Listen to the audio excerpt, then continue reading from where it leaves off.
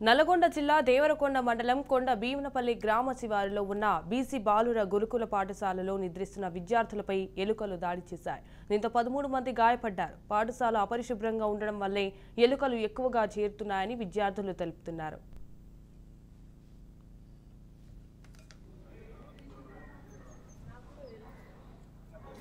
So ఆ 2 days లో వాళ్ళు రోజు అయితే టీచర్స్ వచ్చి డార్మెటరీస్ ఖచ్చితంగా చెక్ చేస్తారు, కిట్ ఇన్స్పెక్షన్ చేసి ఎలా ఉందో నీట్గా చూసుకుంటారు.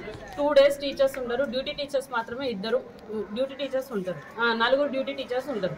సో సండేస్లలో కిట్ ఇన్స్పెక్షన్ కొంచెం తక్కువ ఉంటుంది కాబట్టి ఆ రోజు వాళ్ళు పేరెంట్స్ కూడా వస్తారు సార్, ఎందుకంటే ఫెస్టివల్స్ ఉన్నాయి ఆ 2 రోజులు. వాళ్ళు స్నాక్స్ ఏం తెచ్చి ఇచ్చారో పిల్లలకి, మాకు స్వీట్స్ అని చెప్పడానికి లేదు, స్నాక్స్ ఉంటాయి వాళ్ళ పెట్టెలలో.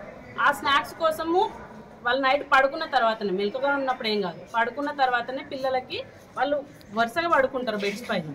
పడుకున్న ప్రతి పిల్లగానికి మామూలుగానే కరిసిన ఆ 2 days అయిపోగానే మేము వచ్చినాం కదా, మార్నింగ్ రాగానే వాళ్ళకి ఇన్ఫార్మ్ చేయగానే బొడ్డుపల్లి పిహెచ్సికి తీసుకెళ్ళినాం సార్. బొడ్డుపల్లి పిహెచ్సికి తీసుకెళ్ళిన తర్వాత వాళ్ళని కాన్ఫిడెన్షియల్గా ఉంచమని చెప్పినాం మేము.